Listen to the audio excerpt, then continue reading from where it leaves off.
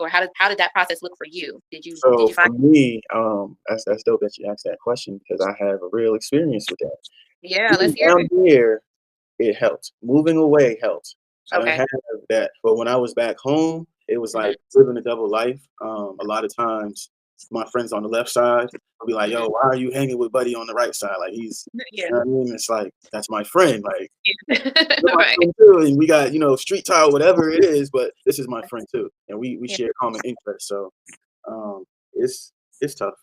Yeah, It's tough. man, I feel like we need to have more conversations or at least a support group or something about that because it is tough. And something I heard some years ago, I don't know what it was, but it was Steve Harvey, and he was talking about how he had different friends for, different things. And it was the same concept of basically, surrounding yourself with people who are doing the things that you want to be doing or in the industries or, whatever it is that you are trying to pursue. But not just that, obviously you want to make genuine connections and not just be using people to climb the social ladder.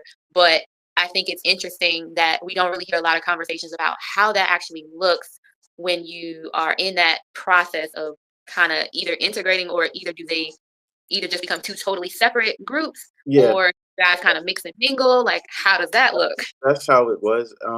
I kept her separate. Um, Okay. and because of my groups of friends were so much different in lifestyles, Mhm. I felt like that was just a safer thing to do. And Yeah, you put the you put the sheep with the lions or a lion with the sheep. Like, what do you think is yeah, gonna happen? that's true. So I was always pretty good with that, but I do remember having to almost explain sometimes, like, that's my friend. Like, what you mean? Like, why you hanging? What's up with like that's my friend? Right. On both sides, on both sides, on both sides. Yeah. It could be a struggle, but moving away definitely helps. Yeah. Okay. I haven't had too much experience with that. I think for the most part, my friend groups, as I've evolved, have kind of been pretty easy to mesh. Some people definitely had to stay separate. Yeah. But I think for the most part, I have not had too much experience with that. So I like to kind of hear what other people's experiences are with that. Um, y'all go through it too with that. Yeah. Oh yeah. I've had one like serious account of it. Other than that, I think it's been pretty like level. Like I just let people kind of figure out their flow. Like if y'all cool, y'all cool. If you ain't, then you ain't. It was like because I went off to school, certain people felt like I thought I was better than Better them. than the man. Yeah. And it was like really weird because it was random. It was the most random thing ever. And I honestly at the time I did get a little upset, not because of what they were like trying to say, but it was some other slick stuff that was said that really was unnecessary. But I think I've been in this space for a long time, but I'm in a space where it's just like I can't satisfy everybody's, taste in this world. I think Whatever. when we were like just talking about the reinventing of self, that's something that you have to consider too. Yeah. As you grow and reinvent yourself, some of your old friends might not like you no more. Yep. That's a fact. Feel like That is your a fact. true core friends that Yep. like you for who you truly are will always like you through the whole journey.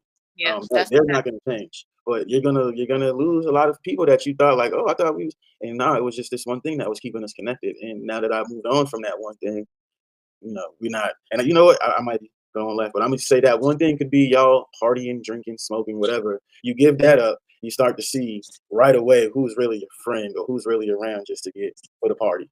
Yeah.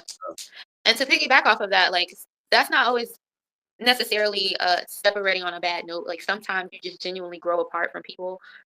It doesn't even have to be a negative thing that y'all were, or negative thing that y'all were connected with. Just a general whatever we had, it was great, and now I'm expanding this way, you expand that way. Some people just can't handle the attachment part of it, or the energy that you bring to a situation. You never really know how much a person depends on that, so people struggle with different reasons of why they might start feeling ill or different towards you after the fact. But it is something that you do have to take into account, that people change, things fall apart, people grow, and pivots happen, and you got to go with the flow. And don't let those people who want to pull you back, or who don't understand, or who just aren't cool with it, don't let them stop you from leveling up to wherever it is that you're trying to go to.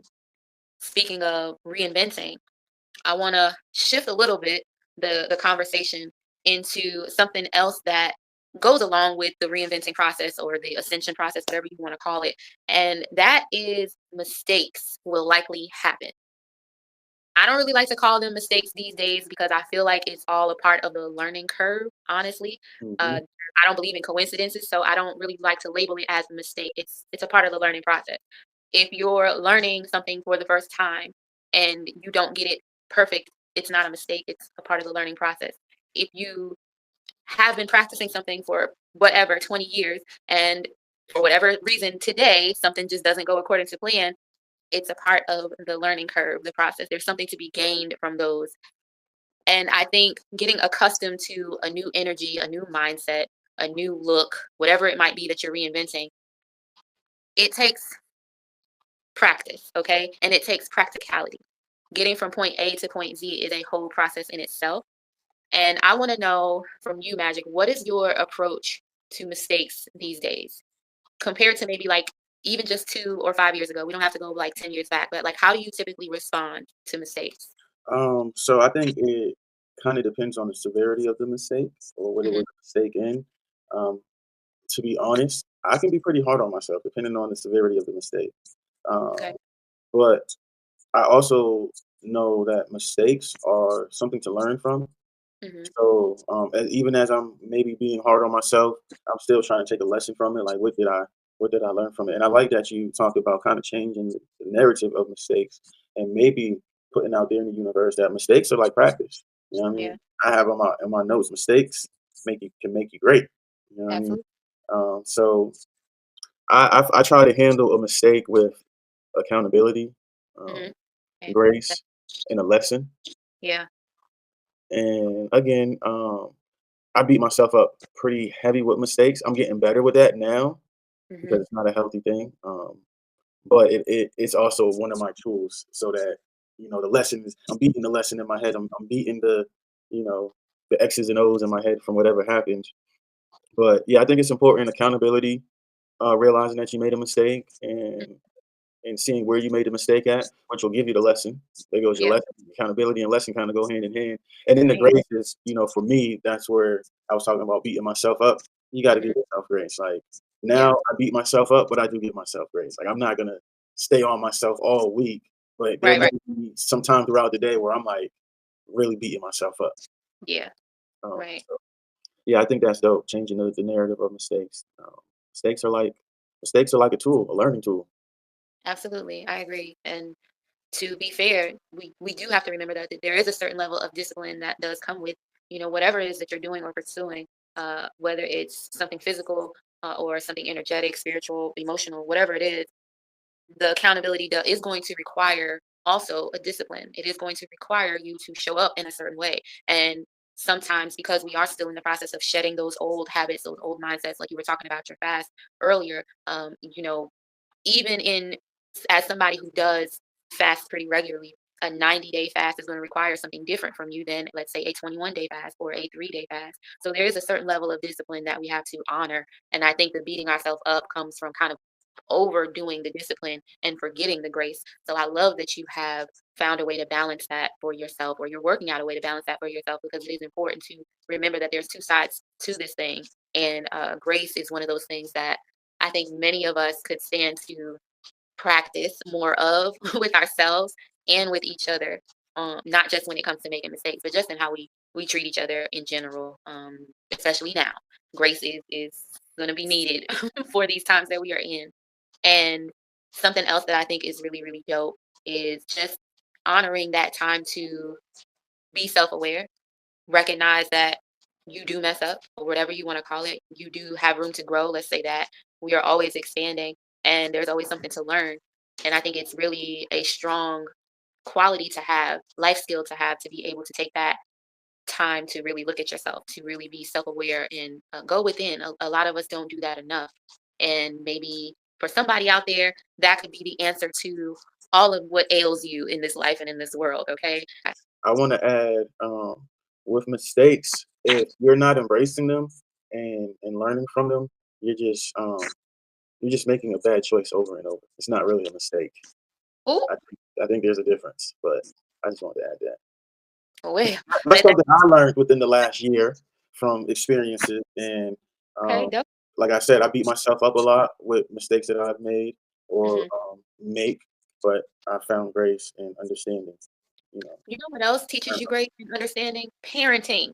Okay, ain't nothing more trying than being a parent. Okay, so I'm not telling anybody out there to go have no babies if you want to learn grace and understanding. But if you are a parent, utilize that as a tool to help you learn some grace and understanding and patience, especially if you have under 5-year-old right now. With Uh, energy. my, my heart goes out to you. Okay, we love you over here.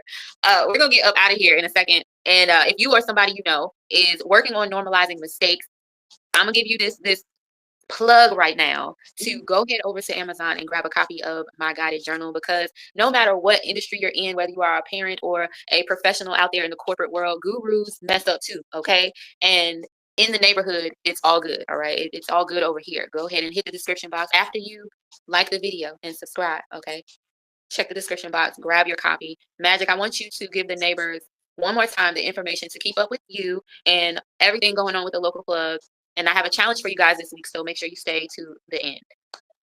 Okay, so I will start with, I guess, telling y'all a little bit more about the local plug. What is the local plug? I know you might see it underneath my name, Plugger underscore the local plug. But the local plug is a radio show that we host every Thursday, and I like to say that we're more than a radio show. We're trying to be a resource for our community.